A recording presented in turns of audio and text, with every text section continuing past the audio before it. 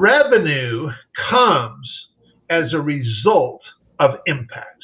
We make a big impact, and revenue is the organic byproduct of creating impact. And it's not the other way around. A lot of times entrepreneurs focus on, I want to make money, money, money. They don't focus on, I want to make as big of an impact as I possibly can. And then, because if we focus on the impact, then how can we use our gifts and abilities to make our biggest impact? Well, revenue will come, and I will tell you, it will come in such way bigger amounts than it would ever come if we were focused on the money in the first place and stuff. Yeah. I brought on a couple of folks here recently that's teaching us how to build authentic relationships. And yes, authentic is dangerously overused, but Kevin Thompson is an expert who focuses on this.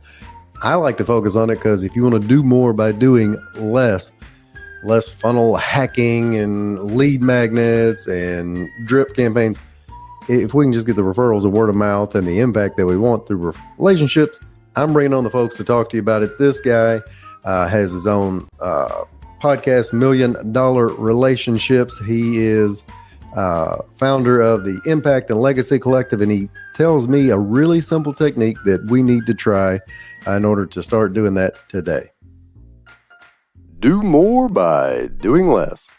With me, Charles Alexander, for small business owners, startups, and busy folks. I rarely ask a lot of folks for backstories because they can just kind of get carried away, but yours is so significant and in particular to what we're talking about. I'm just going to straight up ask you to go back and tell the story, the same one that you told me with Vince about starting as a fisherman and all the fun stuff afterward. In high school, I was in FBLA, Future Business Leaders of America, which is kind of a thing that teaches kids entrepreneurism and stuff. Right. And I just had so much fun in that class and doing all that stuff that it really made me feel that, like, wow, you know what? I do want to be an entrepreneur. And so I was actually making plans to go to college and study business. My father got diagnosed with cancer, though, and he passed away at the end of my 10th grade year. Oh, gosh. And when mom became the sole income earner, college was off the table. She just wasn't going to be able to afford that. And so I ended up joining the Army for 4 years and just kind of figuring things out. And after I get back home from 4 years in the military, I was like, you know what? In my mind, it takes money to start a business. How do you get money together? That was the mode I was in. My best friend suggested, well, Kev, go down to Seattle, to Fisherman's Terminal, and get a job on one of those fishing boats and go to Alaska. I hear those guys make all kinds of money. I'm like, sounds good. I did that. I won't go into all the detail, but against all odds, because that stuff, that don't happen. But I got myself a job on a fishing boat, and I went to Alaska. This is before Ice Fisherman on History Channel. It is. This was back in 1988. Was my January of 88 was my very first trip to Alaska as a fisherman. I was 23 years old. John Waddell was the captain's name, who gave me a shot. And he let me know, he said, Kev, I've never done this before. And I'm just praying this works out for both of us. But man, he's like, you're in for an experience. I'm going to tell you. But he's like, I think you can handle it. And I'm hoping that you can. And I was so grateful to John. And I'm like, I'm going to work my tail off for this guy. And my father raised me with a good work ethic. And I did. That was the hardest work I've ever done in my life. I stayed up there after that fishing trip, which was about 3 months with John. I ended up staying up. John got me a job on another of his buddies' boats. I stayed up there for like 10 months straight, all the way through October. And I came back home at 23 years old with a little over $110,000 in my pocket. That was after taxes. That was after everything. And I'm like, that was a pretty dang good year. You're rich. And at 23 years old, and so I did that job for 7 years total until 1995 was my last year fishing. That was the year that we were in the storm that almost took my life. We got hit with a broadside with a rogue wave. In fact, that's what this scar on my chin is from. It threw me all the way across the boat. I hit the railing with my face, this big old scar, and knocked my front teeth out. These are all filled in now. But that was when I made the decision. Okay, I'm going to finish my contract, but you fished long enough and you saved up enough money. And the following year, I started my very first business, which was a cleaning and restoration company. I had met a guy in Seattle that was in that business. He had a carpet cleaning and restoration, meaning that they cleaned carpets and they also did water damage restoration, if it was a water leak or what have you. And I thought, well, gosh. Was this a franchise or did you start? He was not a franchise. He was a solo operator. It was his own company. There is a lot of franchises in that. Oh, yeah, still is. Master and that kind of stuff. But I started my own company thinking like, well, if he can do it, so can I. And I blew through, in the first year, I blew through over $300,000. Whoa. And I still was not making a profit in business because I just didn't know what I didn't know. And I ended up meeting this guy, Joe Polish, through a trade publication for the industry, and ended up hiring him. And with his help, over the next 3 years, we completely transformed that business into a by referral only company that was the top 3% in the industry. Wow. And so that was how I started my entrepreneurial career. Along the way, in 2000, I was at a seminar and I saw these guys doing some stuff on the internet. And I thought, wow, that's really World Wide Web. How neat. Yes.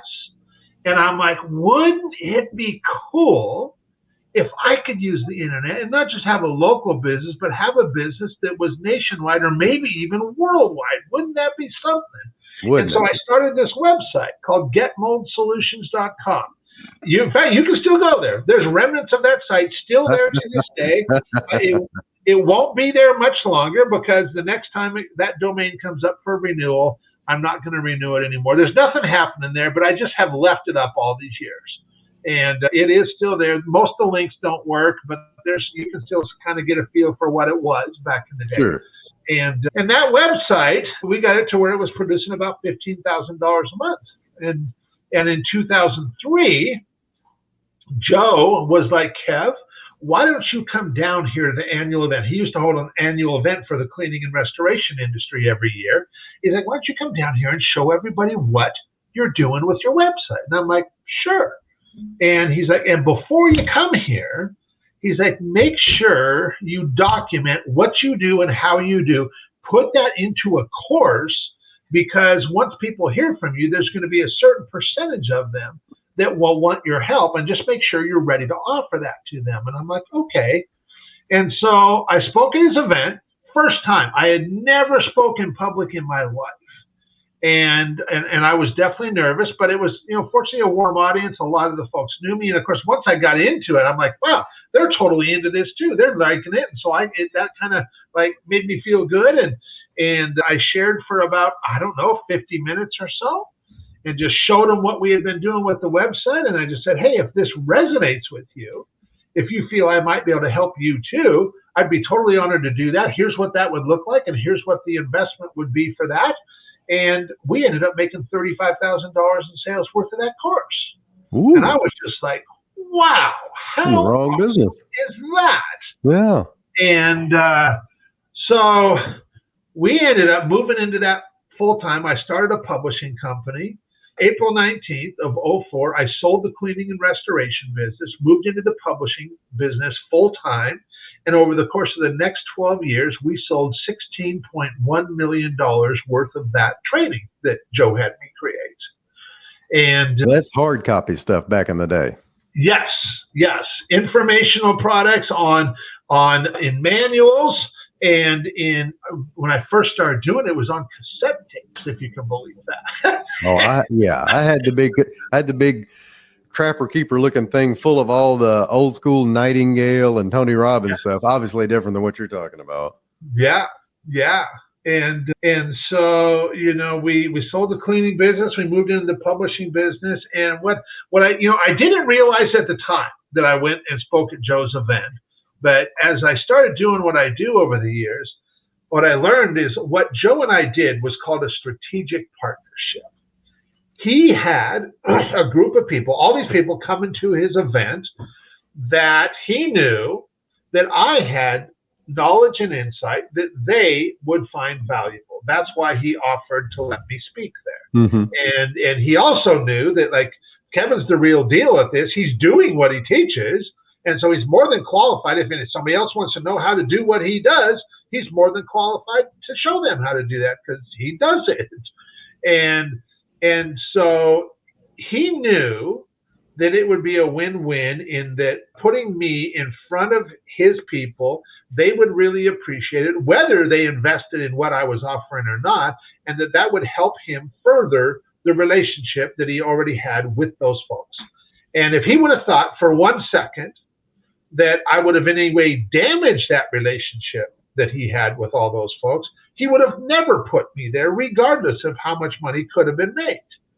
And so I really started to understand this through that process of owning that publishing company, because over the next 12 years, we did almost 500 strategic partnerships where other entrepreneurs helped me get my message out into the marketplace. And I was just incredibly appreciative of all those entrepreneurs, because my business would not be growing like it was if not for them and for their help too and stuff. And I compensated them financially for their role in that.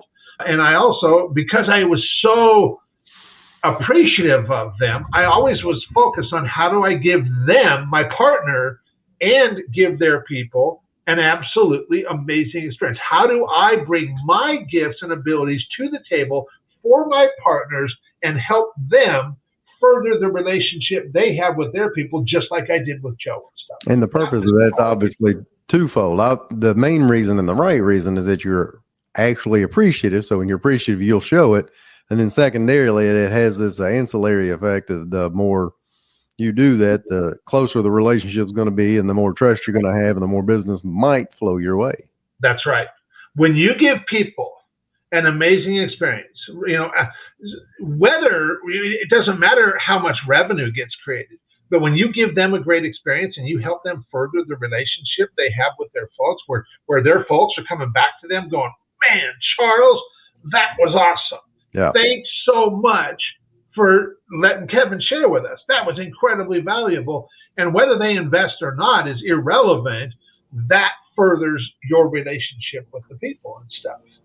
And so you create more relationship capital there. And if we do it right, and if the people that are there, a certain percentage of them do feel that I can serve them effectively, then they will invest in what we have to offer, and then it's financially good too. But see, that's the thing, is revenue comes as a result of impact. We make a big impact, and revenue is the organic byproduct of creating impact. And it's not the other way around. A lot of times entrepreneurs focus on, I want to make money, money, money.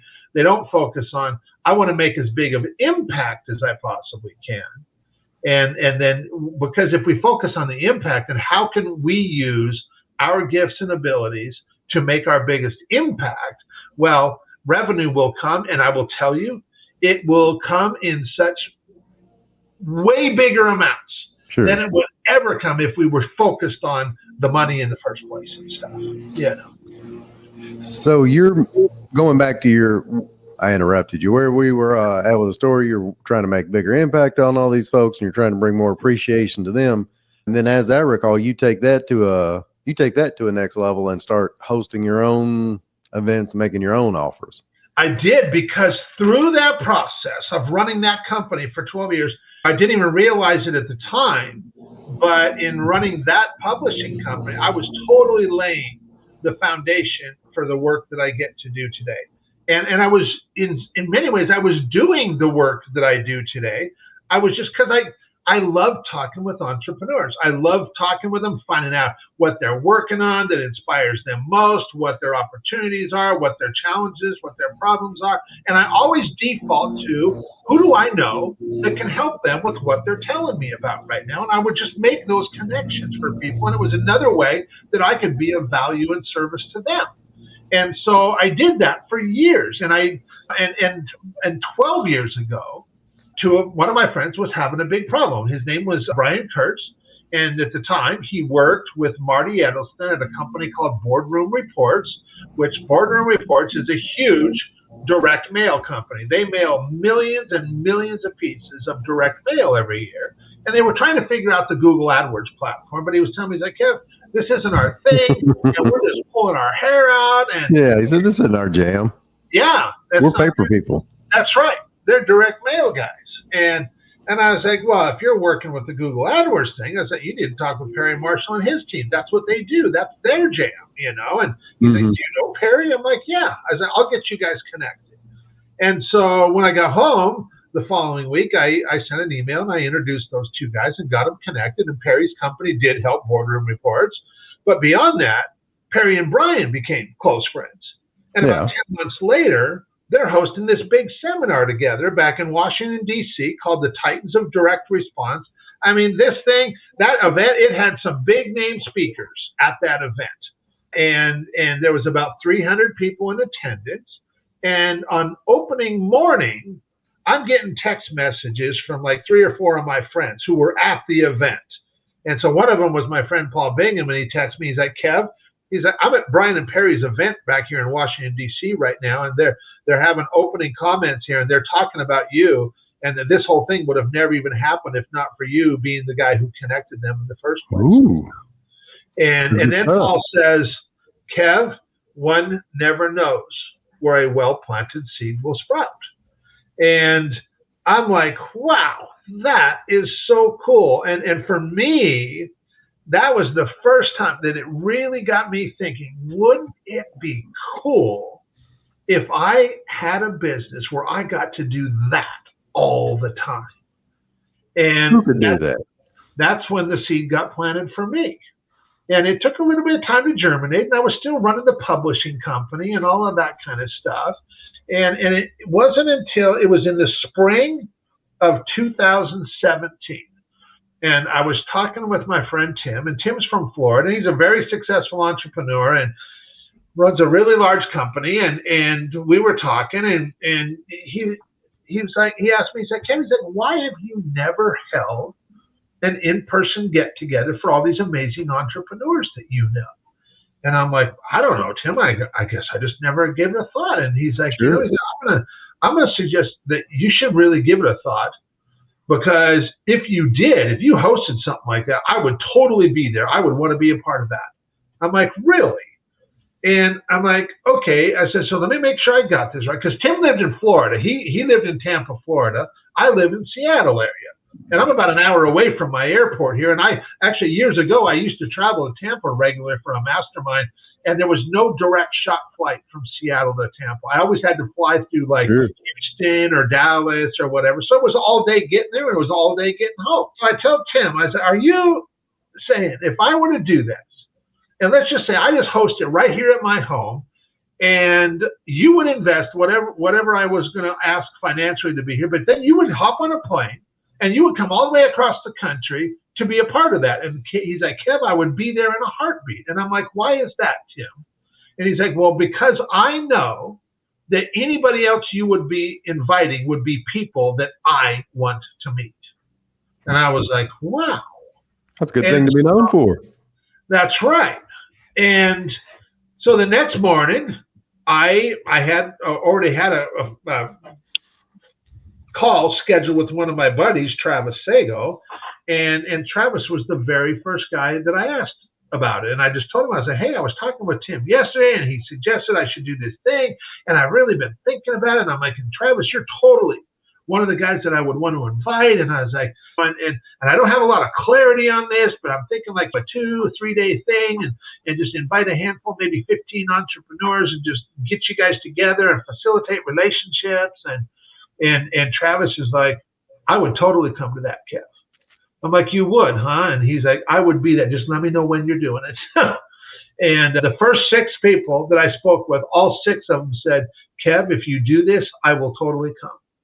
And so I did. August of 2017, we held the very first event right here on the other side of this wall in my living room right here. And 15 entrepreneurs came. They flew in from all over the country for that. And I'm not going to lie, Charles, that morning, I'm sitting there going, wow, look who's sitting in my living room right now. And I'm also going, God, please let this be valuable. So, I hope everybody likes bologna sandwiches and canasta. that's right.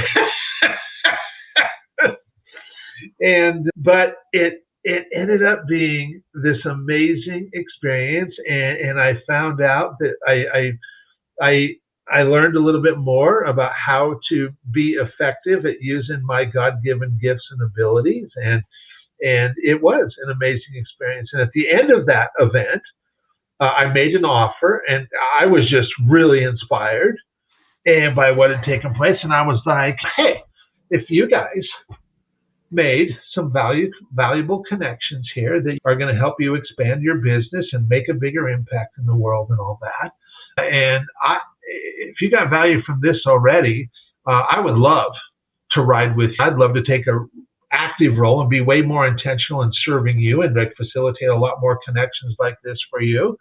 And I would be totally willing to ride with you for a year, and we just kind of have this experience together. And what I would like for my role in that is I would like $25,000. And Travis Sago immediately raised his hand. Well, I'm in, Kev. He stroked the check right there. And 5 other people followed his lead. So 6 out of the 15 said yes to that, and we were off to the races. And that's a good year in one night. It was a good year in one afternoon. And in fact, I held another event 1 month later in September of that year, and 14 other entrepreneurs came in for that event. One guy couldn't make it at the last minute and had the same kind of experience. And I made the same offer again, and 6 out of the 14 said yes to that. So in 30 days, I brought in 12 clients at $25,000 that I was now serving for the next year. And I will not blow smoke near anyone and suggest that it was all rainbows and unicorns, as my young daughter would say. It was not. It was a good experience. I had an immense amount of personal growth required on my end to be able to really be the guy that was worth $250K in a matter of 2 afternoons. Yeah. And there were some dark spots along the way, and me feeling like I'm letting people down, and me feeling like you're not as well connected as you thought you are, or whatever, all the stuff that was coming up. And I'm like, man, these are my friends. But yet what? I am so appreciative to every one of those entrepreneurs who placed their trust in me and allowed me to start moving in this direction intentionally, because I look at what's happened over the last 7 years. I am friends with every one of those entrepreneurs still to this day. And we now, I mean, I look at what's happening now and the caliber of connections we're making and what comes from it, and how quickly and easily and in flow things happen. And it has been just an amazing journey so far. I am totally stoked for where we are right here, right now. And I am also, I get goosebumps thinking about where we'll be in 6 months, a year, 2 years, 5 years, 10 years. And it's been a heck of a journey. So if you're looking at this right now and you're a coach, an agency owner, an advisor, insert service business, service business here, B2B here, everybody's got relationships. What's one thing we need to start looking at doing differently or better in order to, like you said, have the revenue comes from the impact that we make? What do we need to start working on? So people always ask me, well, Kev, how the heck do you connect with so many influential entrepreneurs? And the way that I do that, it's through a thing that I call active appreciation. And that's not something that I coined or figured out on my own. I actually learned that from my friend Jesse Elder. And 12 years ago, he shared this with me, and it just resonated, and it just is in such alignment that I've been sharing it with other people ever since. Because here's the deal. No matter how successful somebody is, no matter how big of a business they operate, no matter how great things might look from the outside looking in for somebody else, there is not a person on the face of this earth that gets too much appreciation. And when we are just genuinely appreciative of other people, I will tell you, you will open so many doors and just open so many conversations just by being appreciative and just being genuine about it. So what I'm going to share with you, I call this the active appreciation challenge. And it's really simple. What you're going to do, if you want to take me up on this challenge, we've all got cell phones with contacts in them. And for the purpose of this, it doesn't matter whether it's family, whether it's friends, whether it's business associates, whatever. What I want you to do is you choose 10 people, and over the next 24 hours, you send 10 messages to 10 people, and you let each one of those people know one thing that you genuinely appreciate about them. And you don't ask for anything in return. You don't even ask for a response in return. You are just going to send out some love and appreciation. And you watch what happens. Both you and them are going to have an absolutely amazing experience. And you're going to realize that, wow, I was the catalyst for that. My actions caused that to happen. And I can do that whenever I want. And I would highly suggest that you do that regularly. You don't have to do it 10 people a day, but just letting this be who we are and how we show up. And just being appreciative of people. And it doesn't matter whether it's business associates, whether it's the gal who serves you at the restaurant, whether it's the gal at the coffee stand, doesn't matter. Just show up this way and be genuinely appreciative of people.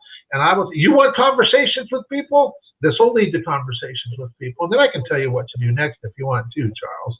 Yes, I want you to tell me what to do next. And I'm saying that for those of you watching, not that you'll be able to see this, but I made a little less last time after Kevin made that challenge in a group that I was in, and it didn't take long at all. I managed to knock that out 10, 15 minutes tops, and I'm still getting calls and texts and reverberations from it. Literally 1 or 2 out of the 10 didn't immediately reply. Yeah. And so you make this a part of who you are, and not a day goes by that I'm not letting 1 to 3 people know that I'm genuinely appreciative of them for something. I just make that's been a part of who I am for 12 years now, ever since Jesse first challenged me to do this. I've been doing it ever since. And so now when we're in conversation with people, this can be a conversation like you and I are having right now, whether it was on a video or Zoom or what have you. It can be a phone conversation. It can certainly be in a networking environment too and stuff. Sure. And the challenge with most networking environments is people think that it's a finite space with a finite amount of time, and so their whole thing is, I need to make hay while the sun is shining, and I need to talk with as many people as I possibly can, because we've only got so much time, and I invested this amount of time and this amount of money to be here, and I want to get my ROI. and nobody connects with anybody in a meaningful way doing that. Instead, here's how you're going to connect with people. Tell me. You are going to just ask them a question. There are 2 questions that I personally love asking because they're in such alignment with me. And it always starts an amazing conversation. So the 2 questions that I like to use to start off is, I'll ask an entrepreneur, hey, what are you working on right now that has you most excited and inspired about what you're doing? And you can just let them share. Another question in fact, I have built an entire podcast around this called $1 Million Relationships.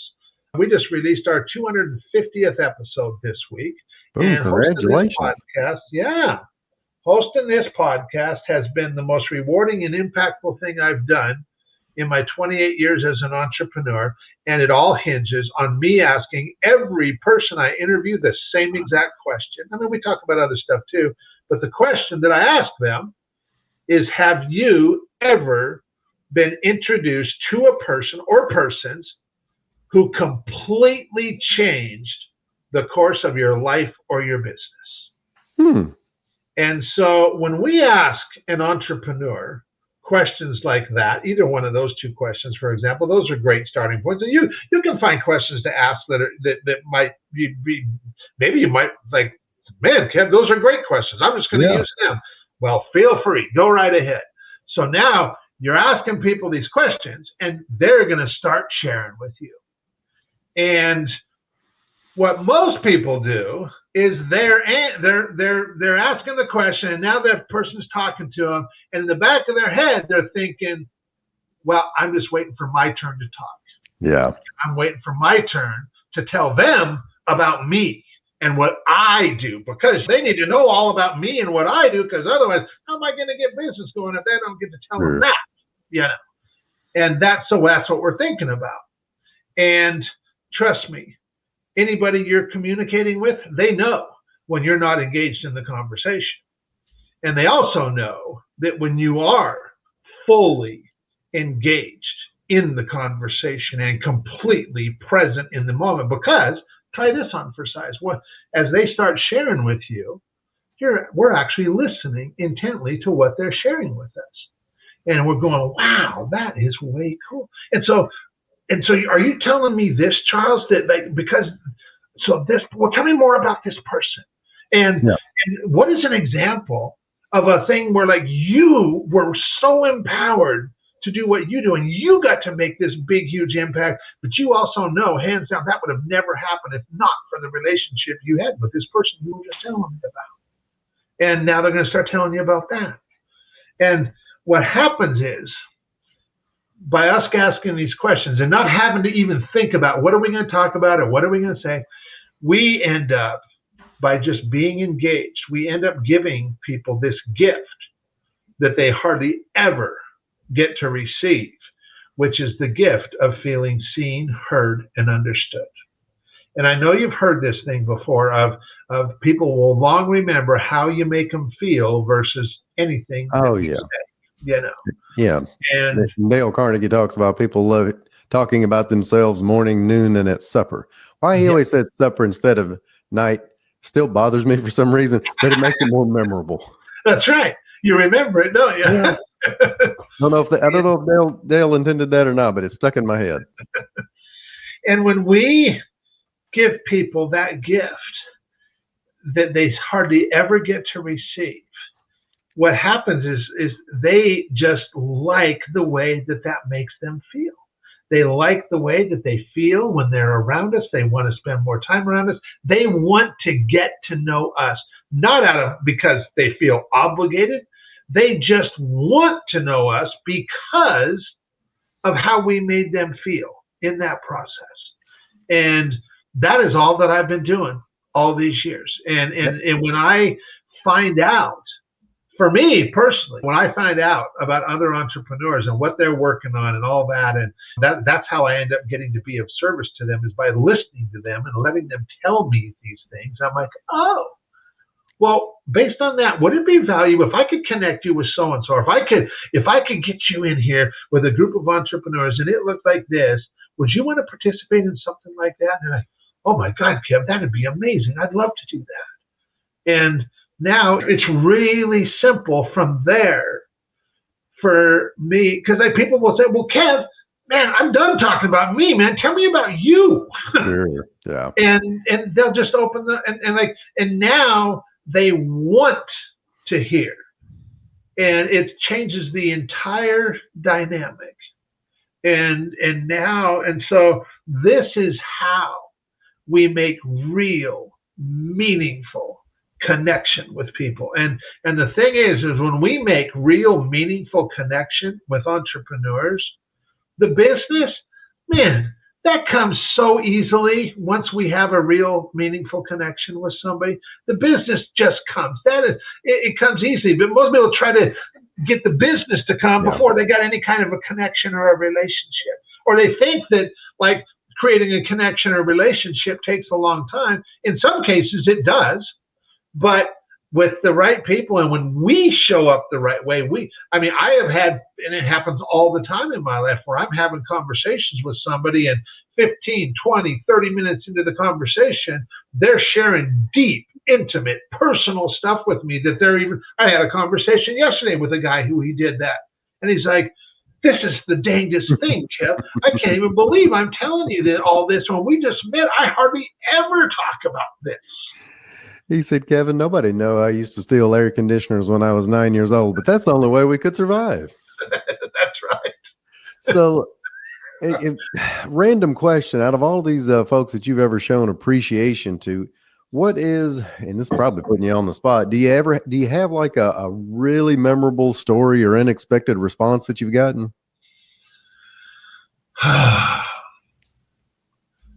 So I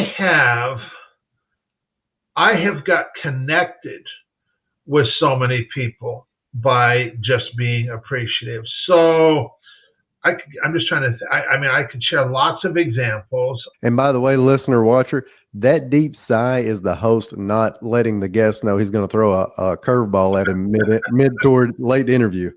So a few years back, so this would have been probably actually like 7, 8 years ago, I was having a conversation with a friend of mine who I'd known at that time. I'd known him about 5 years. And this person, they are a billionaire. And they were telling me how, Kev, I can't even remember the last time somebody gave me something just to give me something. And he's like, I get gifts all the time. I get extravagant gifts all the time. But he's like, every time it's because they want something in return from me. That's why they give me the gifts. And when I heard that, I was like, my gosh. I'm like, I just want him to have the experience of being the recipient of a nice gift that is a meaningful gift for no other reason than he's just appreciated, not because anybody wants anything from him. And so I was able to give him that experience. And I ended up having to get his wife's help with that. But it was really, and this friend of mine, I want to give credit where credit is due, because my friend John Rulin is the author of a book called Giftology. John passed away recently, but John has left a legacy behind him that will long live after he is gone. And his company is continuing on. Giftology is continuing on. And John was my partner in helping honor some of these people in my life and stuff. And we got to do that. And it was such an emotional experience for him because he'd never been on the receiving end of something like that before. And it's like, we had a good relationship before. But when that happened and he had that experience, it took our relationship to a whole new level. And I will tell you that he has shared with me that he's like, Kevin, he's like, you are only one of 3 people who hold the kind of position that you hold in my life, that where when you connect me with somebody, I immediately follow up on it. I make plans to have that conversation and get to know them, because I know that you would never bring anybody into my life if you thought for 1 second it would damage the relationship that you and I have. And so that's my real role. A lot of people would say, oh, Kev's a world-class connector and all that. And that's like only partially true. My real role is that I am the conduit of trust for the entrepreneurs that I serve. And because I hold that role, that's what allows these connections and this business to take place so quickly and easily and in flow. Kevin, I hate to chat and run, brother, but that's what we're going to do. And that is an excellent place to wrap up. That's a fantastic story. Anybody listening that's wanting to do more by doing less, some of these things don't scale. And I love things that do, but sometimes it takes effort and relationships. But one thing that we all love doing is making other people happy. And if you're not, then you're a bad person and you should quit listening. But for the rest of you, giving genuine appreciation, following up with sincere questions, and then, being interested in other people. As Kevin can tell you, if he can go from Army and fisherman to multi-connector, father of 7, proud husband of Lisa, and all these other wonderful things, then he's in good shape. Kevin, how can somebody find you? Yeah, I'm easiest place to find me is on Facebook. I'm Kevin the Connector on Facebook. And here's what I would suggest: if you take me up on that active appreciation challenge, and then once you do that and you have that experience, you shoot me a message on Facebook and let me know about your experience. I would love to hear about your experience with the active appreciation challenge, and what an awesome way to start a relationship that would be. Fantastic. We're going to take you up on it, Kevin. Thanks so much for hanging out with us, my friend, and you have a good day. Absolutely, my pleasure. If you're an entrepreneur, solopreneur, advisor, agent, or freelancer, listen up. You'd rather do what you love, spend more time with family, friends, traveling, exercise, sleep, have the time to do what you want instead of putting out fires, fighting never-ending to-do lists, checking email at 9 p.m., then go to yourcharlesalexander.com. I've created the toolkit you need with all the bells and whistles to help you streamline your workflow without sacrificing your income. Just go to yourcharlesalexander.com, scroll to the bottom, grab the exclusive toolkit, and start seeing results right away and take the first step toward a more balanced work life. And as always, if you don't, an angel may actually lose its wings. True story. Have a great day.